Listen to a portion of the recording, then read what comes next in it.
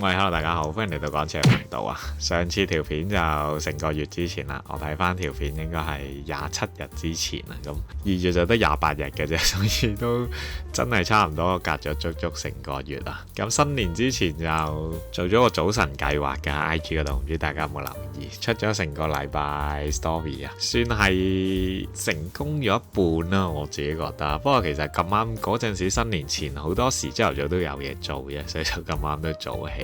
但係我覺得都 OK 嘅，即係一開始都掌握到個時間，因為我每朝都要幫個女沖涼啊，咁佢幫佢沖完就順便就自己都沖埋啦，所以就基本上都醒晒㗎啦。但係就冇以前返得咁早咁解啫，因為都好多嘢搞，可以話係成個人都積極返晒。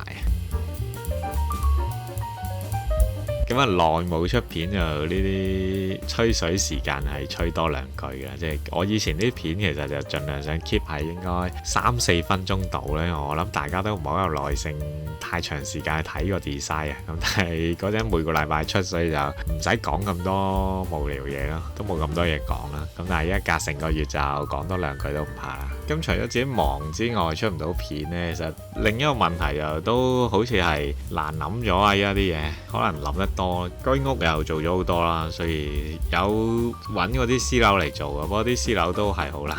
今次就都係揀翻一個居屋嚟做，但係我自己幾中意啊呢個。我都係尋晚一路睇 Netflix 嗰陣時一路諗嘅。有時啲 design 係咁嘅，你有時隨意咁樣撩下呢，就反而幾中意嘅。而家啲時候你一路諗間屋嗰個 design，諗極都諗唔到呢，就都冇乜方法嘅，所以一路繼續堅持咁諗落去咯。所以通常我就會攞得比較足啲嘅個時間。即其實你畫張圖唔係話要你好多時間，但係萬一你諗唔到嘅話呢，咁佢可能會棘你幾日㗎啦。咁今次呢個 design 我自己幾中意，係一個冇房嘅設計啊，即係雖然兩房係比較受歡迎啦，一房又好似普普通通咁樣。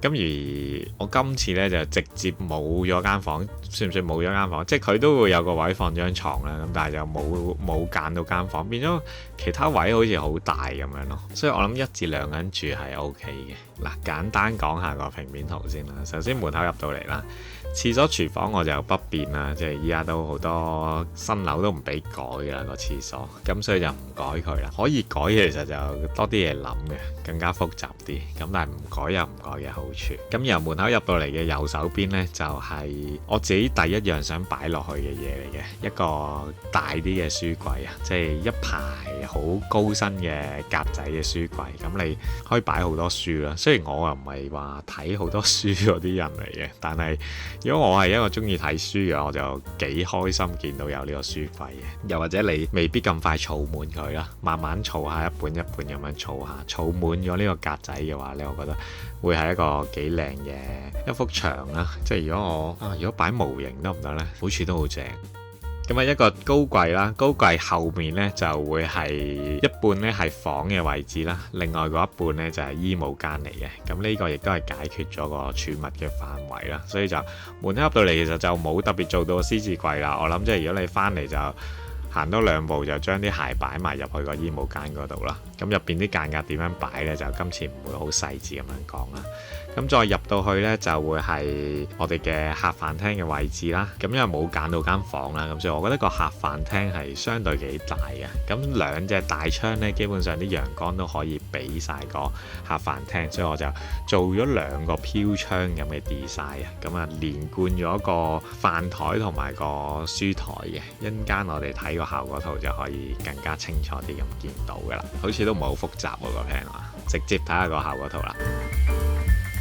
嗱，首先門口入到嚟啦，呢張圖呢就個燈光比較暗啲嘅，即係我想入到嚟係比較有氣氛啲啦，咁所以就淨係 highlight 咗喺嗰隻兔仔嗰度啊。咁你見到個兔仔兩邊牆呢，雖然係白色啊，但係就做咗個木條即係牆身嚟嘅。咁呢兩隻其實就都係去廁所廚房嗰隻門嚟嘅，所以我就想 fair 翻後嗰埲牆，然後就做一個暗門嘅效果。門口入到嚟呢，就有一個比較完整啲嘅玄關位啦。咁而喺度亦都見到我哋右手邊個衣帽間啦。你而家見到就2排都係掛衫嘅，咁但係頭先提過就應該要有埋位置俾佢擺鞋啦。咁但係入邊都係係用一啲活動層架嚟做，咁我諗就點樣佈置都唔算好困難㗎。咁而亦都喺度可以見到就係今次呢間屋嘅其中一個重點咧，就係一個大嘅書櫃啊。咁呢個大書櫃其實就會喺我哋通去個客飯廳嗰條走廊嗰度發生㗎啦。咁轉個正面咧，亦都會見到咧，就係呢一個格仔櫃。咁佢有一部分咧就後面係衣帽間嚟嘅，所以就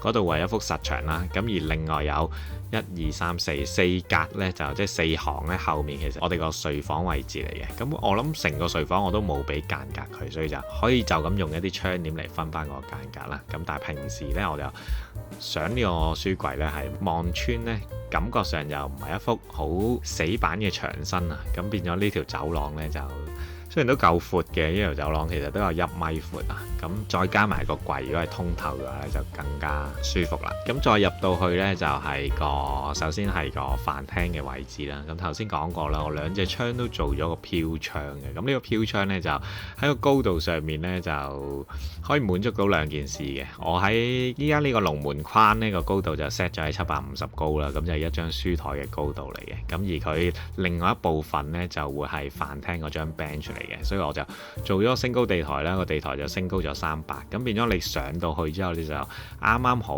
嗰張台面呢，就係450高，就係一張凳嘅高度嚟嘅。咁嗰度你就可以坐喺度，放埋張飯台就會係我哋嘅飯廳嘅位置啦。咁而呢個位其實就飯廳後面有幅牆呢，嗰度係我諗住放個 projector 嘅，因為電視機其實我哋有幾個位置可以放嘅。咁但係如果我依家揀咗個 sofa 係對住呢一幅牆咁樣放呢，就喺個 sofa 隔離呢，仲可以放多一個高身嘅儲物櫃，咁所以我覺得都幾實用。如果唔係呢，就可能將 sofa 咧靠翻窗嗰邊放呢，就電視機就掛翻喺佢對面咯。咁而隔離嗰邊呢，就係個客廳位置啦。咁呢個客廳頭先講過啦，我哋左手邊就會係一個高櫃啦，右手邊呢，我就原本就咁放咗張凳嘅，但係後尾又見到張 image，我覺得幾靚嘅啫，所以就改咗個 design， 我就轉咗做一個窗台，一個假嘅窗台。咁佢可以連貫翻隔離嗰個飄窗個 design 啦。咁然後隔離就延伸咗過嚟呢，就變咗做一個窗台嘅座位，可以坐喺度睇下書咁樣。咁所以成間屋呢，其實都有幾多位置你可以周圍坐嘅，即係坐下 sofa 啊，坐下窗台啊，書台啊，飯台啊。感覺上都幾 chill 嘅，即係你留喺呢度，亦都係因為冇咗間房啦，所以有一個咁大嘅客飯廳空間咯。咁但係當然啦，即係冇咗間房呢啲 design 咧，就都唔多人用嘅，所以有時啲客即係見到個 design 好靚，但係你想用嘅時候咧，你放多少少自己想要嘅嘢入去咧，你就發覺係出唔翻呢個 design 出嚟㗎。我啱啱都中咗個伏啊，就係有個客都係攞翻我以前啲片就話啊。我其實冇乜要求嘅，大概做到咁啊 OK 啊，我以為單嘢好易做啦，咪就咁跟翻以前嗰個大概方向，然後改翻少少嘢就得啦。後尾一做就發覺根本都完全用唔翻嘅嗰個 design，即係基本上要全部重新做過嘅。我諗如果真係有攞過啲圖去試下用嘅人都有發覺呢樣嘢嘅啦。咁但係我諗都有啲新 concept 可以俾到大家嘅，希望俾啲新諗法大家啦。今次呢個我幾中意嘅，所以我應該會擺咗佢喺 IG 嗰度先。好啦，咁今次嘅分享嚟到呢度先啦。中意嘅俾我 like，仲可以 follow 埋 IG，多謝大家。哇，仲未病好啊！